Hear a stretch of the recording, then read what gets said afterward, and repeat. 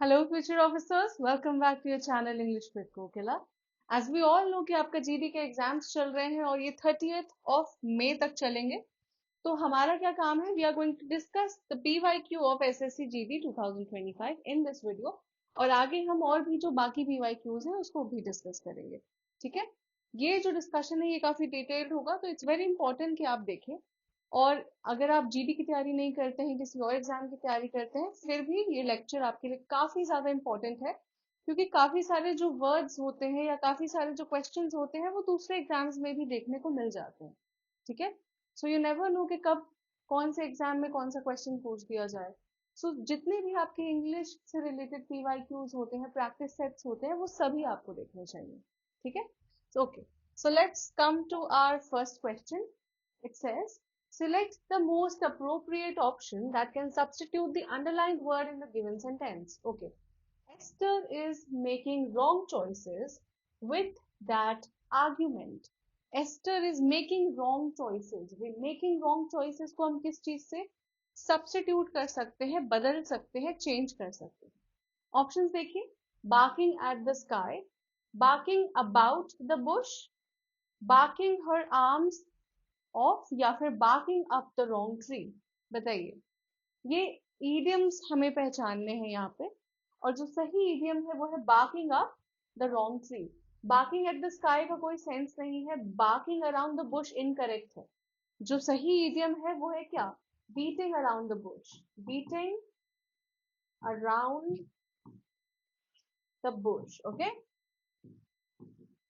ये आपका correct idiom है, not barking around the bush. Okay, next is barking her arms off. इसका भी कोई सेंस नहीं है। सही आंसर है option 4। Why? Because barking up the wrong tree, barking up the wrong tree का मतलब होता है कोई गलत चॉइस लेना। ठीक है, किसी गलत चीज को आप डिसीजन में अपने ले रहे हैं। ठीक है, now, let's come to our next question. Change the meaning of the given sentence by replacing the underlined word with its antonym. Antonym choose करना है। Her overly fastidious approach to life is making her erratic. ये जो word है fastidious, हमने कई बार discuss किया है। I think ये if I'm not wrong SSC CHSL या फिर CGL के एग्जाम में भी पूछा गया था।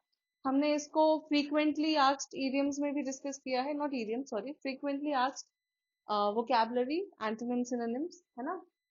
तो वो सारे वीडियो में हमने इस वर्ड्स को 3-4 बार डिस्कस कर लिया है अभी तो फास्टिडियस का मीनिंग क्या होता है? फास्टिडियस का मतलब होता है समथिंग दैट इज एनर्जेटिक। ठीक है, energetic. The colour of this pen, one second. हाँ, तो फास्टिडियस का मतलब होता है एनर्जेटिक। ठीक है, एनर्जेटिक हो गया, मेटिकुलस हो गया। मेटिकुलस, कोई ऐसा इंसान जो बहुत ही डिटेल पे ध्यान रखता है, बहुत ही हार्ड वर्क करता है, मेटिकुलस होता है, एनर्जेटिक होता है। ठीक है, आपको क्या करना है, एंटोनिम चूज करना है। अब ऑप्शंस देखिए, लैकिडासिकल, लैकिडासिकल, इम्पेकेबल, सिंसियर या फिर सीरियस। लैकिडासिकल, इम्पेकेबल, सिंसियर या फिर सीरियस, क्या होगा? सही आंसर है लैकिडासिकल। ठीक है, लैकिडासिकल का मतलब होता है कोई ऐसा इंसान जो केयरलेस है, लेजी है। Careless, lazy. ठीक है, और मैंने फेस्टिडियस का आपको क्या बताया था, कोई ऐसा इंसान जो बहुत ही मेटिकुलस है, हार्ड वर्क करता है, बहुत ही अटेंशन टू डिटेल होता है उसका काम, है ना, मतलब बहुत ही केयरफुल होता है, केयरफुल। ठीक है, तो यहाँ पे देखो, फेस्टिडियस केयरफुल है, और लैकिडासिकल क्या है? लैकिडासिकल केयरलेस, राइट। इम्पेकेबल का मतलब होता है परफेक्ट, फ्लॉलेस। ठीक है, कोई ऐसी चीज जो बिल्कुल परफेक्ट है। सिंसियर का मतलब होता है ऑनेस्ट।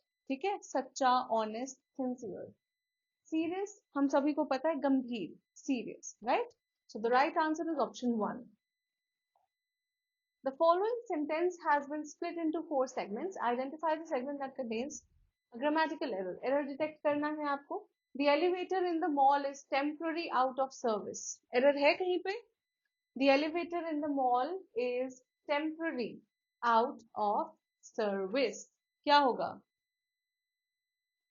क्या होगा?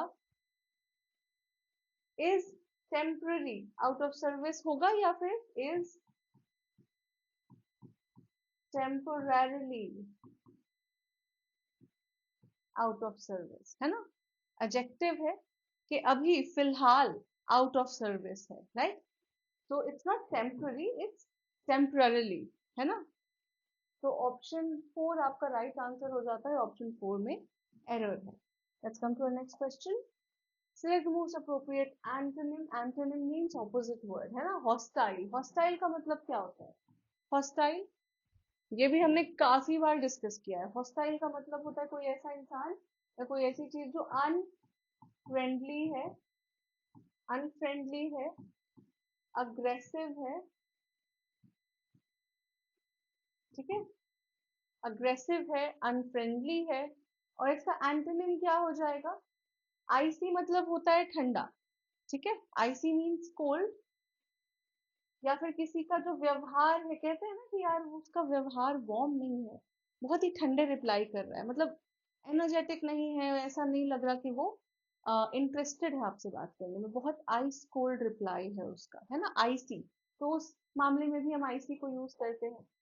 फ्रिजिड का मतलब होता है कोई ऐसी चीज जो बहुत सख्त है या फिर बहुत ठंडी है, फ्रीजिंग है, बहुत जमी हुई है बिल्कुल, ठीक है? एंटागनिस्टिक, एंटागनिस्टिक क्या होता है? ऑपोजिशन, विरोधी, ठीक है? That is एंटागनिस्टिक।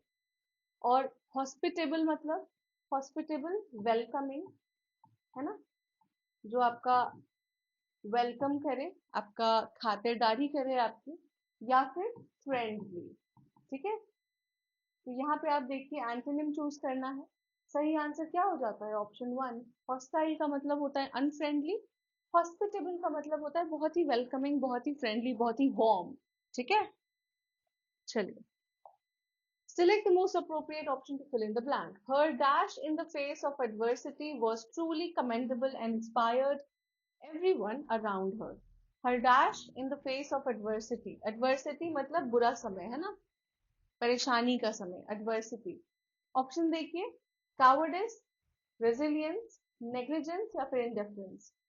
यहाँ पे कहा जा रहा है कि बुरे समय पे उसकी जो क्या रेजिलियंस थी, है ना? रेजिलियंस का मतलब हमें पता है कि रेजिलियंस का मतलब होता है आपको बुरी परिस्थितियों से निकलने की जो क्षमता होती है, हार्डशिप से हार्डशिप से जूझने की जो क्षमता होती है, दैट इज कॉल्ड रेजिलियंस, है ना? कि आपका जो बुरा वक्त चल रहा है, जो हार्डशिप चल रही है, ठीक है, उसमें आप डटे हुए हैं, आप रेजिलियंट हैं, ठीक है? So the right answer is option 2। क्यों? देखो क्या लिखा है, हर resilience in the face of adversity, बुरे समय के टाइम इसकी जो रेजिलियंस थी, इसकी जो डटे रहने की जो क्षमता थी, वॉज ट्रूली कमेंडेबल, बहुत ही सराहनीय थी, बहुत ही कमेंडेबल थी। और इंस्पायर्ड एवरीवन अराउंड हर, और उसके आसपास जो लोग थे उन सभी को उसने इंस्पायर किया, ठीक है? कावर्डिस मतलब, कावर्ड का मतलब हमें पता है कायर, है ना? तो कायरता हो गया कावर्डिस। नेग्लिजेंस, आप किसी चीज को निग्लेक्ट करते हैं, उस पर ध्यान नहीं देते, ठीक है? केयरलेस होते हैं उसके लिए, तो उसे कहते हैं नेग्लिजेंस। इनडिफरेंस, जब आपको किसी चीज से फर्क नहीं पड़ता, आप इनडिफरेंट हैं, है ना? आपको कोई फर्क नहीं पड़ता। सो the right answer is option 2। Select the most appropriate option to substitute the underlined segment in the given sentence. आपको क्या करना है, ये जो अंडरलाइन पार्ट है इसको सब्स्टिट्यूट करना है, यानी कि चेंज करना है इन चार ऑप्शंस में से किसी एक से। Shakuntala was very amazed to see her name on the list. Very amazed. Amazed का मतलब क्या होता है? Amazed. Shakuntala was very amazed. Amazed का मतलब आप कह सकते हैं कि वो बहुत ही सरप्राइज्ड थी, उस खुश थी, है ना? उसे अच्छा लगा। ऑप्शन देखिए, astonished, accurate, swamped या फिर worried। सरप्राइज्ड का एक और सिनोनिम है astonished, है ना? ये आपका सही आंसर हो जाता है। She was astonished to see her name on the list, या फिर she was amazed, very amazed to see her name on the list। astonished का मतलब होता है क्या? सरप्राइज्ड, है ना? बिल्कुल आप सरप्राइज हो जाते हैं। बाकी आप ऑप्शन क्या है, एक्यूरेट। एक्यूरेट का मतलब क्या होता है, कोई चीज एक्यूरेट है, ऑन पॉइंट है ना। स्वॉम्प्ड, स्वॉम्प्ड हम तब यूज करते हैं जब हम कहते हैं यार मेरे पे एकदम काम का बिल्कुल पहाड़ है ना, आई एम स्वॉम्प्ड विथ वर्क, मेरे पास बहुत सारे काम है, ठीक है। या फिर वरिड, वरिड मीन्स चिंतित। So the right answer is option one, astonished, ठीक है। सिनोनिम चूज करना है आपको। ब्लिसफुल, ब्लिसफुल का मतलब क्या होता है, ऑप्शंस देखिए, जॉयफुल, फ्राइटफुल, विशफुल या फिर बाउंटीफुल, क्या होगा। ब्लिसफुल मतलब, ब्लिसफुल खुश है ना। हैप्पीनेस से रिलेटेड एक वर्ड है। ब्लिस का मतलब होता है ना हैप्पीनेस, ब्लिस। तो सिमिलर यहाँ पे सिनोनिम क्या हो जाएगा हमारा, जॉयफुल, है ना। जॉयफुल भी हैप्पीनेस से रिलेटेड है, जॉय से रिलेटेड है, खुशी से रिलेटेड है। ब्लिसफुल भी खुशी से रिलेटेड है। सो ये सिनोनिम हो गए। फ्राइटफुल मतलब, फ्राइटफुल कोई ऐसी चीज जो फ्राइटफुल है, डरावनी है ना। विशफुल, विशफुल जब आप चीजों को डिजायर करते हैं, है ना, विश करते हैं, तो उसे कहते हैं विशफुल। विशफुल थिंकिंग आपने सुना होगा, विशफुल थिंकिंग या फिर विशफुल, है ना। Next is bountiful. बाउंटीफुल क्या होता है, बाउंटीफुल, हम्म, अबंडेंस का मतलब क्या होता है, अबंडेंस, अबंडेंस चीजें आपके पास बहुत भारी मात्रा में है, अबंडेंस में है, पर्याप्त से ज्यादा है, जितना आपको पर्याप्त है, जितना आपको नीड है उससे ज्यादा है, अबंडेंस है किसी चीज की, है ना। तो दैट इज बाउंटीफुल, ठीक है, सिमिलर मीनिंग है इनका ना। Despite facing numerous obstacles, the explorer remained dash in her quest to reach the summit. यहाँ पे आपको क्या करना है, आपको select the most appropriate synonym, synonym choose करना है of the word firm, ठीक है। firm का synonym क्या होता है, firm का मतलब क्या है, डटे रहना, है ना, अपने इरादों में आप बिल्कुल डटे हुए हैं, firm खड़े हैं, है ना, बिना हिले डुले, firm है बिल्कुल, राइट। ऑप्शंस देखिए, कंफ्यूज्ड, कॉशियस, डिटरमिन्ड या फिर एग्जॉस्टेड। कंफ्यूज्ड, कॉशियस, डिटरमिन्ड या फिर एग्जॉस्टेड, क्या होगा। कंफ्यूज का मतलब होता है परप्लेक्स्ड होना, है ना, परप्लेक्स्ड, कंफ्यूजन में होना। कॉशियस मतलब केयरफुल, है ना, कॉशियस, कॉशन के साथ कोई चीज करते हैं, केयरफुल तरीके से करते हैं।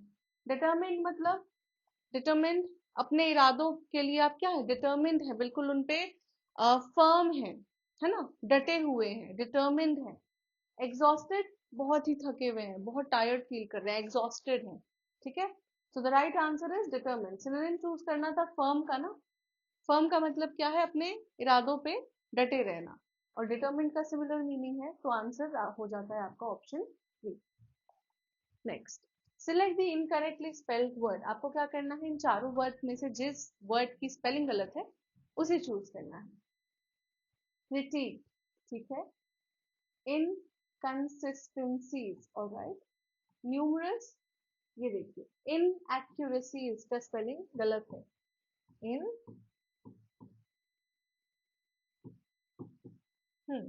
ये आपकी सही स्पेलिंग है इनएक्यूरेसी की, ठीक है, इनएक्यूरेसीज। सो ऑप्शन टू आपका राइट आंसर है। Now, the project must be completed dash the end of the week. Project week के एंड तक कंप्लीट होना चाहिए। प्रेपोजिशन से रिलेटेड क्वेश्चन है आपका। ऑन, इन, एट या बाय। ऑन तो नहीं होगा, पर इन भी नहीं होगा, एट तो हम किसी एक स्पेसिफिक जगह पे बोलते हैं ना, कि I am at the station, या फिर एक स्पेसिफिक टाइम बताना है, जैसे एट 12 o'clock, राइट, 12 o'clock, है ना। तो एट भी नहीं होगा, इन भी नहीं होगा, ऑप्शन क्या है आपका सही, बाय। बाय मतलब, बाय आप कहाँ पे यूज करते हैं, जब आपको दिखाना है कि कोई ऐसी चीज है जो इस समय तक हो जानी चाहिए, ठीक है। So the project must be completed by the end of the week, ठीक है। एक स्पेसिफिक समय नहीं है, एक स्पेसिफिक टाइम पीरियड नहीं है, बस ये है कि हाँ एंड ऑफ द वीक तक, by the end of the week आपका काम हो जाना चाहिए, right.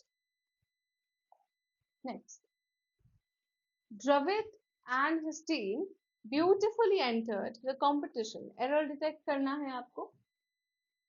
Dravid and his team beautifully entered the competition. Options है the competition. अच्छा okay. So Dravid and his team, okay, beautifully entered. Beautifully entered क्या होता है? It's या तो आप कॉन्फिडेंटली कह सकते हैं कि कॉन्फिडेंस के साथ एंटर किया उन्होंने. ब्यूटिफुली एंटर द कंपटीशन, यहाँ पे आपका एरर है. ब्यूटिफुली आपका जो वर्ब है यहाँ पे उसके साथ नहीं जा रहा है, ठीक है. इसीलिए आपका जो राइट आंसर है दैट इज ऑप्शन 3. ऑप्शन 3 में एरर है. ब्यूटिफुली के जगह हम कह सकते थे सक्सेसफुली और कॉन्फिडेंटली, राइट. ब्यूटिफुली यहाँ पे नहीं जाएगा एंटर के साथ, ठीक है. चलिए, as the news of the atomic attack reached Einstein, he is becoming aware of the glaring horror of the abuse of atomic energy. आपको क्या करना है, ये जो अंडरलाइंड पार्ट है उसमें देखना है कि इसको सब्स्टिट्यूट किया जा सकता है या नहीं, ठीक है. is becoming aware of, options देखिए, will be aware of, became aware of, no substitution, या फिर become the awareness. Okay. As the news of the atomic attack reached, past में बात हो रही है कि जब आइंस्टाइन तक एटॉमिक अटैक की बात पहुंची, रीच्ड है ना, उनको आभास हो गया था, है ना. He became aware, he is becoming तो नहीं होगा, है ना. He became aware of the glaring horror of the abuse of atomic energy, ठीक है. राइट आंसर ऑप्शन 2 है. Select the incorrectly spelled word in the following sentence. Okay. The accommodation was spacious enough for the entire family. Accommodation का मतलब क्या होता है? Accommodation, इसका answer आप मुझे कमेंट्स में बताएंगे, ठीक है. कि accommodation का मीनिंग क्या होता है. ऑलराइट, चलिए अभी यहाँ पे क्या करना है, जिस वर्ड की स्पेलिंग गलत है उसे चूज करना है, राइट. तो देखिए, स्पेशियस ठीक है, enough for the entire family, यहाँ देखो इनफ की स्पेलिंग ठीक है, एंटायर ठीक है, स्पेशियस ठीक है, बच गया ऑप्शन 1, इसमें एरर है. सही स्पेलिंग क्या है? सही स्पेलिंग है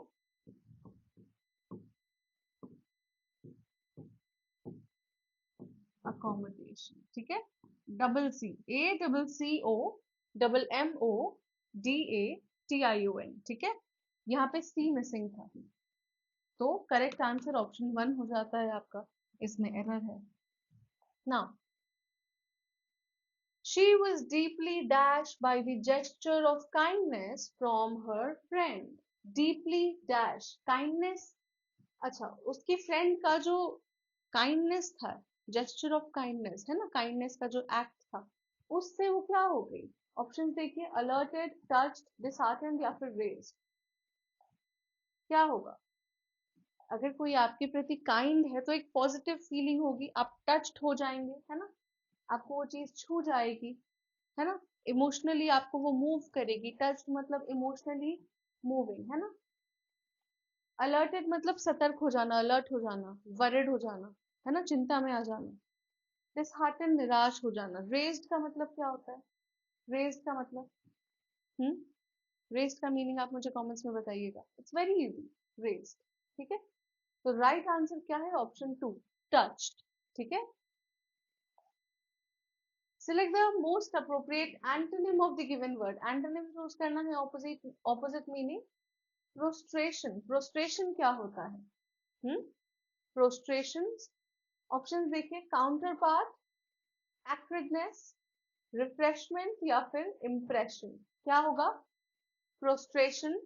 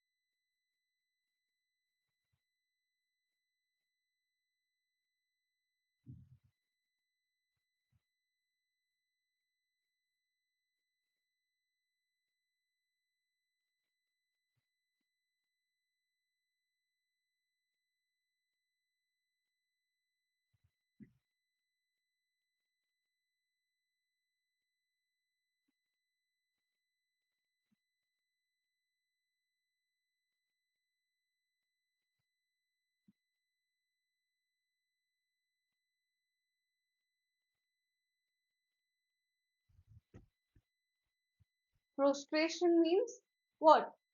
एग्जॉस्शन, है ना? बहुत ही ज्यादा जब आप एग्जॉस्टेड होते हैं, ठीक है, एग्जॉस्शन। इसका ऑपोजिट आपको देखना है, काउंटर पार्ट, एक्टिवनेस, रिफ्रेशमेंट या फिर इम्प्रेशन। काउंटर पार्ट का मतलब क्या होता है? काउंटर पार्ट कोई चीज उस दूसरे चीज की काउंटर पार्ट है, इक्विवेलेंट है, इक्वल है ना? एक्रिड, एक्रिड का मतलब क्या होता है? कड़वा, बिटर। तो इसका मतलब क्या है? बिटरनेस, ठीक है। रिफ्रेशमेंट, रिफ्रेशमेंट क्या होता है? आपकी जो एनर्जी है, आप रिफ्रेश हो गए हैं, वापस से एनर्जेटिक हो गए हैं, राइट? रिफ्रेशमेंट।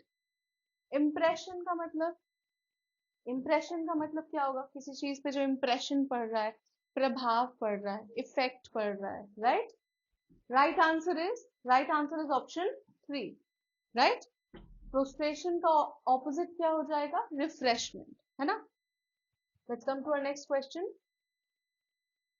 ओके, तो ये पैसेज है आपका, डैश एवरी, अच्छा नहीं, वन सेकेंड, हाँ, क्लाइमेट चेंज विल, यहाँ पे टाइपिंग एरर है, climate change will dash every aspect of our health and well being, but, okay, ये पहला सेंटेंस है आपका, climate change will dash every aspect of our health and well being. तो climate change क्या करेगा? हमारे well being या फिर हमारे हेल्थ के साथ क्या कर सकता है? ऑफेंड, अफेक्ट, इफेक्ट या अफ्लिक्ट? बताइए क्या होगा? क्लाइमेट चेंज विल अफेक्ट, है ना? अफेक्ट का मतलब हमें पता है, प्रभाव डालना, प्रभाव जो होता है, प्रभाव जो पड़ता है उसको अफेक्ट कहते हैं, है ना? Next is, but it's potential harms, but its potential harms go dash the body's ability to handle। अच्छा, कहा जा रहा है कि इसका जो पोटेंशियल हार्म है, इसके जो हार्मफुल इफेक्ट्स हैं, वो आपके बॉडी की जो एबिलिटी है इसको हैंडल करने की, उससे आगे जा रहे हैं। ऑप्शन देखिए, बिफोर, बियॉन्ड, बिसाइड, बिटवीन। क्या होगा? क्या होगा? आपकी बॉडी उतना हैंडल भी नहीं करती है, it is beyond the body's ability, है ना? Option 2, beyond the body's ability to handle, handle dash, क्या लिखा है यहाँ पे? Beyond the body's ability to handle dash heat. Strange, extreme, calm या फार्दर? बताइए। स्ट्रेंज नहीं, स्ट्रेंज तो नहीं होगा, अजीब, ये तो नहीं होगा। एक्सट्रीम, बहुत ज्यादा हाई लेवल पे एक्सट्रीम, तो ये आपका सही आंसर हो जाता है। हीट के बारे में बात कर रहे हैं ना, गर्मी के बारे में बात कर रहे हैं, एक्सट्रीम हीट, बहुत ज्यादा गर्मी। काम नहीं होगा, फादर भी नहीं होगा, है ना?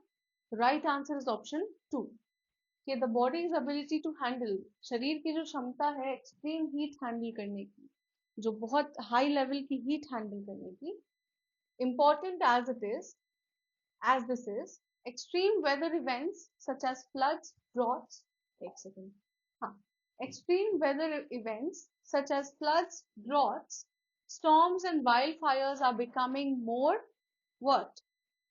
और ज्यादा क्या हो गए हैं? फ्लड यानी बाढ़, ड्रॉट सूखा, स्टॉर्म आंधी, वाइल्ड फायर जो आग लगते हैं, है ना, जंगलों में जो आग लगती है, वो क्या हो गए? और ज्यादा फ्रीक्वेंट हो गए ना? ऑप्शन देखिए, सिलेक्टेड, पर्टिनेंट, फ्रीक्वेंट या मार्जिनल। तो फ्रीक्वेंट हो गए ना, अक्सर होने लग गए हैं, बहुत फ्रीक्वेंट हो गए, फ्रीक्वेंसी बढ़ गई है इनकी। And severe, these affect our mental health in a multitude of ways। Coping with climate change can be overwhelming. It could increase the dash of harmful substance use. It could increase the dash of harmful substance use। क्या होगा? Plan, task, risk या track? क्या increase कर सकता है? Risk को ना, risk increase करेगा किस चीज का? तो यूजिंग ऑफ हार्मफुल सब्सटेंस, है ना? सो the right answer is option 3, one second, option 3 आपका राइट आंसर हो जाता है ना? ओके, सो विद दिस हमने क्या किया? 20 क्वेश्चंस यूजुअली पूछे जाते हैं, यूजुअली क्या 20 क्वेश्चंस ही पूछे जाते हैं आपके एसएससी जीडी के एग्जाम्स में। हमने 20 क्वेश्चंस डिस्कस कर लिए हैं।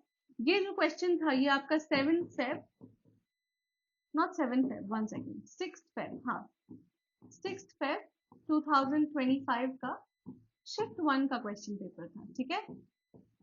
इसके आगे हम आगे के जो शिफ्ट्स थे और आगे के डेट्स में जो एग्जाम हुए हैं उसे भी डिस्कस करेंगे। कमेंट्स में बताना कि आपके कितने आंसर सही हुए, आपको चीजें समझ में आई, कहीं पे अगर गलत हुआ तो वो उसको फिर कैसे रेक्टिफाई करना है, कैसे सही करना है, ये आपने देखा। और अगर वीडियो पसंद आया तो you can like share and subscribe.